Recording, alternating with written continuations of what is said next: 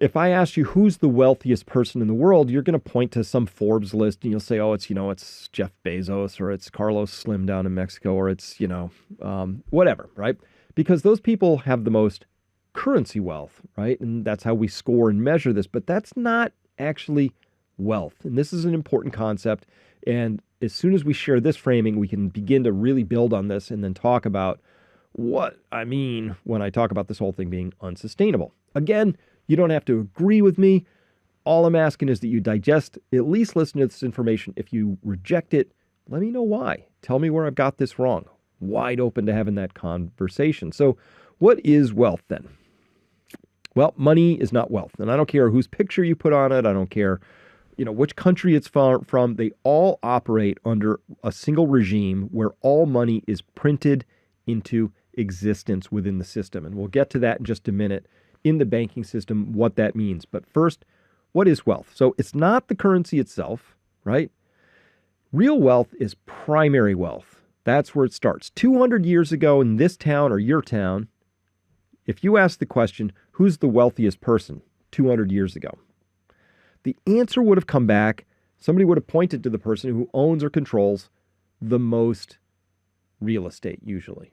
And secondarily, it would be somebody who controlled or owned the most gold or silver, precious metals, right? Because those were real forms of wealth. So it begins here. Primary wealth is the true source of all wealth. This is work that comes out of the Small is Beautiful E.F. Schumacher Foundation. They do the great job describing primary, secondary, and then tertiary wealth. So primary wealth, rich soils, fresh, clean water, abundant fisheries, oil in the ground, thick coal seams, ore bodies. That's primary wealth. So a nation that's rich in primary wealth has the capability of being rich in lots of other ways. But if you don't have this primary wealth, if you have a nation that has none of this, you don't have any arable land, you have no resources that are worth anything, you have no food, no fisheries, no timber, nothing. You just have a little rocky island. You cannot have a wealthy island, unless you import that wealth from somewhere else. So this is the wealth of a nation. It begins with their resources. Okay? Now, secondary wealth is what happens when humans take that primary wealth and bring it to market. So that ore body becomes steel at the factory or out at the marketplace. The fish get to plate. All the food is grown and brought to market. Trees are turned into lumber. Secondary wealth is the means of production and or the stored, already produced primary wealth. So you could have a giant stockpile of copper. You got a lot of secondary wealth on your hands. You could have a giant stockpile of lumber in a yard. You have a giant pile of secondary wealth. You could own the means of production. You could have a lot of oil wells under your name, and you have a lot of secondary wealth that's depleting because you're pumping oil out of the ground and the wells eventually run dry. But that's an important distinction. Primary wealth, secondary wealth. It's the raw resources and then the means of production and or the output from those means of production. That's secondary wealth. Okay, now that leads to this wealth rule, which is that, look, without primary wealth, there can't be any secondary wealth. Hey, I want to be really rich in lumber, but I live in a place with no trees. Very hard to do that. Hey, I'm going to bring all these fish to market, but there are no fish in the ocean. Doesn't work out. Hey, we're going to grow all this food, but we have no soil left that works, and we have no fertilizer, and we have no way of doing that. Then you can't do that, right? So primary wealth begets secondary wealth. You can't have a whole lot of secondary wealth without the primary wealth. In fact, you have to have a lot more primary wealth to make that secondary wealth, right? So, because not every tree gets turned completely into lumber. Not all the ore can be processed. Not all the oil comes out of the ground. So that's why we do this as this wealth pyramid here. You see that wealth pyramid on the side down there. See that? The primary wealth is that big fat bottom of the pyramid right there. And then we move up to secondary wealth, and it's a little skinnier thing. And then, of course, we get to tertiary wealth. Tertiary wealth is what most people think of when we say wealth, right? They think, oh, it's stocks, it's bonds, it's currency, it's these things called derivatives, which are a derivative. I've put one example up here. With derivative is just a contract. It's a legal contract, but it's like a credit default swap is a derivative built on top of an underlying bond. And the bond itself is a tertiary form of wealth that represents a claim on something, either a stream of money or a factory or something like that, or a house. And then, well, that tertiary wealth derives its value because that secondary wealth and the primary wealth are there. So this leads to this larger transitive rule, which looks like this. Wealth rule number 2 is that without secondary wealth and primary wealth, there can be no tertiary wealth. It has no meaning. Puts you again on that desert rocky island with no resources, but I'll give you $1 billion of US cash on a pallet, and you're actually going to find more value in the wood in the pallet than you will in the currency itself, right? Possibly, because you could at least make a lean-to out of the pallet, right? Maybe burn the currency for warmth if you could find a way to ignite it. But this is important because your whole life, my whole life, we've been marketed to as if wealth is this stuff called money, called currency, called a paper-based claim on that, right? Stocks, bonds, derivatives, things like that. That's what we're told. We've been told our whole lives that real, true wealth is something that's actually not wealth at all, but a claim on wealth. So what is a dollar? It's a claim on future wealth, okay? So that's why when we look at this, we have this wealth pyramid. We got primary in the bottom, then secondary, then tertiary, but the way it's presented to us is as if it's flipped. That, in fact, the most value in the world is contained in this big world of paper stuff, which we call tertiary wealth, stocks and bonds and all of that. So this is important because we're coming to a period of time over the next decade or so, certainly by 2030, when people are going to be remembering this and bringing it back again and understanding it. And this drives a lot of how I think about where I want to live, what I want to invest my time in, what I think might be a legitimate investment going forward. We have to untangle ourselves from thinking about wealth in the way it's been marketed and presented to us. And we have to think for ourselves and decide for ourselves what real value is. And that's something I do all the time with Peak Prosperity subscribers. We wrestle through this kind of thinking all the time to come to the conclusion so we can get to actions around the idea of what is going to be real wealth next year, the year after, and the year after that. Okay, so money, I said, is a claim on human labor. It's a social contract, but money is actually really just a claim on wealth, primary and secondary. Money itself is just this thing. It's a claim. It's used to direct human labor and activity. But really, what is money when, even if you swapped your labor for a pile of money, what does that mean? So you've taken your labor, you've spent a week, 40 hours, you get a paycheck. What do you do with that paycheck?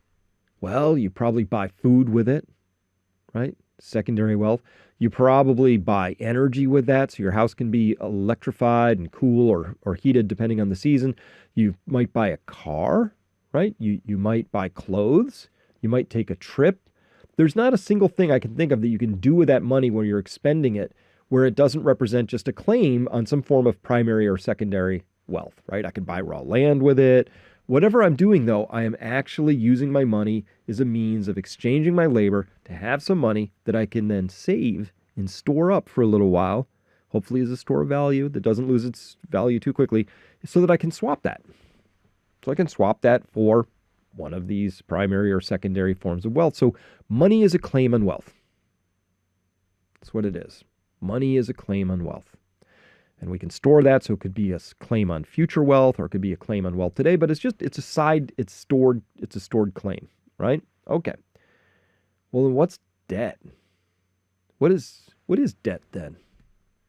Well, you ever think that through? What is debt? Well, that makes debt's a claim on future money. Do you ever think about it that way? This is how I think about it. So like a debt, say a mortgage. Let's say it's a 30-year mortgage. That means for 360 months, every month, you're going to have to come up with money to pay that mortgage off, or you'll be in default and you'll lose the primary residence, even if it's the very last month in that series. Interesting game, right? So money is a claim on wealth, but debt's a claim on future money. So isn't debt really a claim on future wealth? Follow that logic through, right? So let's solidify this a little bit, make sure we're clear on this. Is debt really a claim on future money? Well, A debt is a contract, and it says it has a principal component and it has an interest component, unless it's a 0% loan. Those are very, very rare, but almost entirely all debt represents a claim on your future money at a stated rate of interest. So you have to pay the principal back, you have to pay the interest back at some point in the future. Next week, next month, a year from now, over the next 30 years. That's the nature of debt. So money is a claim on wealth. Debt is a claim on that future money. And, well, that means that really debt is a claim on future wealth, real wealth, right? Primary, secondary wealth. So now we're getting to a really interesting, very vital question, which is, well, if we're piling up all these claims, all these debts, if debt's accumulating within our system, shouldn't we have, isn't that really saying that that claims on future wealth are accumulating? Yes, absolutely. It's what it means. So let's get back to that hockey stick chart right here. Wow, that's a lot of future claims. Look at this is U.S. national debt, exploding up to 31.4 trillion here in 2023. And of course, that'll only go higher. But there is a very important, powerful message embedded in this that very few people seem to want to talk about, but it's blindingly obvious once you look at it this way, which is that that's an exponential chart right there. It's increasing exponentially. We are making exponentially more and more and more claims on the future. Claims on what? On the future? Claims on future wealth. What future wealth? I don't know. The future food that's out there in the future, future housing, future cars, future oil, gas, future coal, future fish, whatever it is, there are an exponentially increasing number of claims on the future. All right, well, what does that mean? Shouldn't there be some sort of relationship between, I don't know, real things and the claims on them? Shouldn't there be, if the Federal Reserve, as monetary stewards, and the Congress and Republicans and Democrats and Senate and all that in the U.S., shouldn't they be the fiscal stewards? Shouldn't there be some alignment, you would be thinking, logically, with common sense, some alignment between the claims and the stuff? Doesn't that just make sense, right? The claims and the stuff. If I was in the business of selling stuff off of my farm and I handed out 1 million chits, pieces of paper that said people could come by for a free dozen of eggs, and I handed out 1 million of those, but I only have a dozen eggs, wouldn't you think that handing out more of those would not be a good idea? Because there's no possible chance in the future that my dozen chickens are going to make more than a dozen eggs, right? Like eventually there just has to be a relationship, of course, between the claims and the stuff. So in this story, the stuff happens to be gross domestic product for the United States or any country. That's one way of measuring the total amount of stuff, your gross domestic product. So if gross domestic product is climbing along at one rate, you would think, logically, that's the rate at which you might see future stuff showing up that you would have these claims against, right? Because GDP is the stuff you buy with your money, right?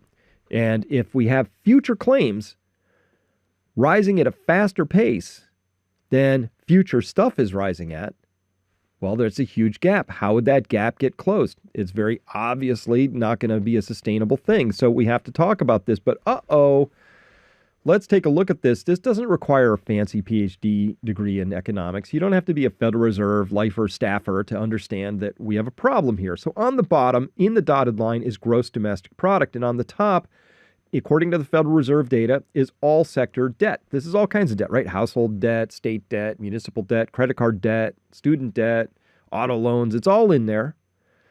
Not unfunded liabilities, just debt, right? That's the top line, is that debt. So look at this. That's the rate, that blue line, the slope of that blue line. That is the rate at which,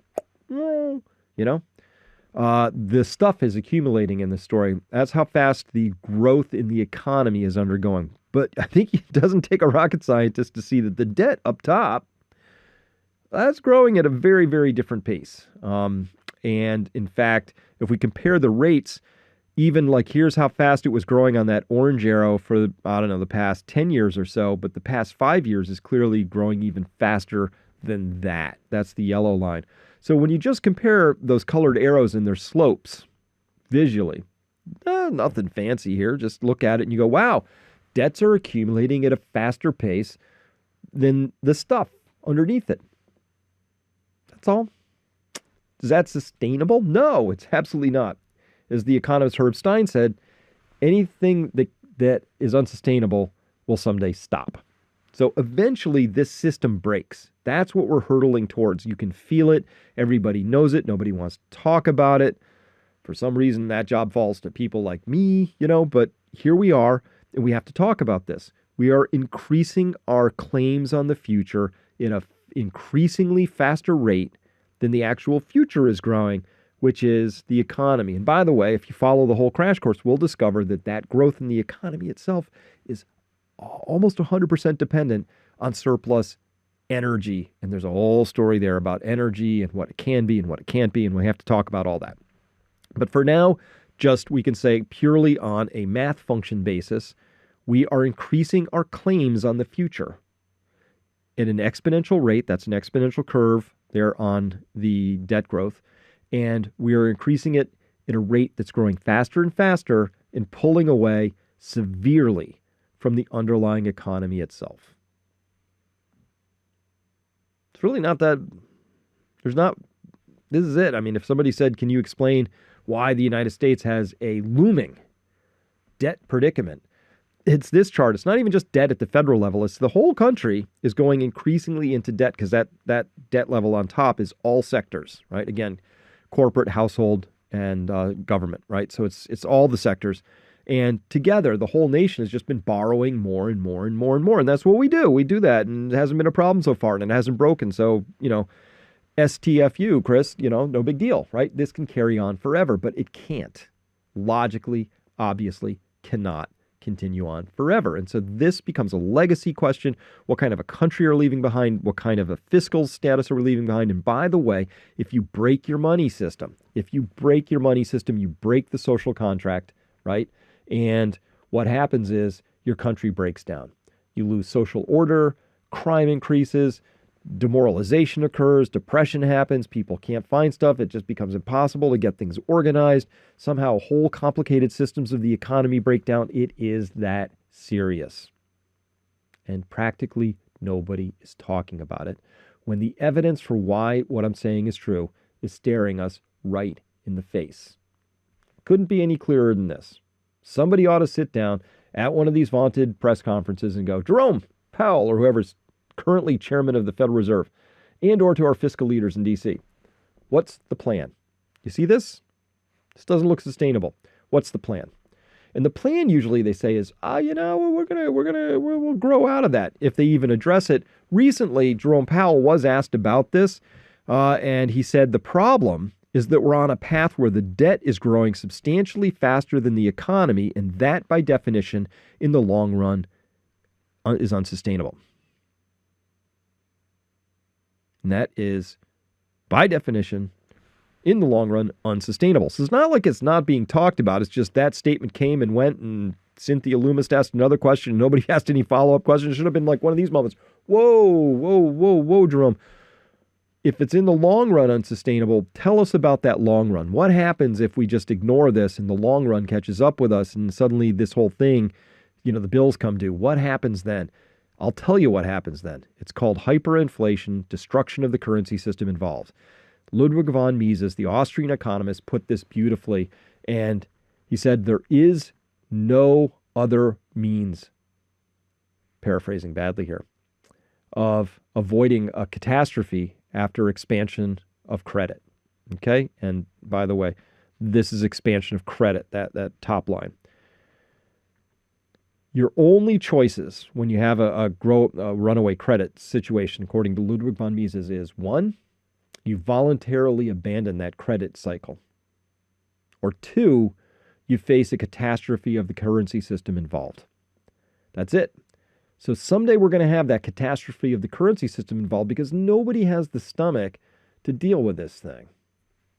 Just how it is. Nobody really wants to deal with this issue. So, because you know what? It's fun when you borrow more than you actually can, and you just keep the credit growth going, and it's fun. A lot of fun. We borrow, we go on vacations, we borrow, and we pour them into unproductive businesses. We borrow, and we, keep sustaining unsustainable government expenditures, and hand out all the goodies to our electorate and all that. It's fun. Nobody has a stomach for voluntarily abandoning a credit expansion. Because that's no fun. That's just no fun. Stick in the mud time. No fun at parties, come on.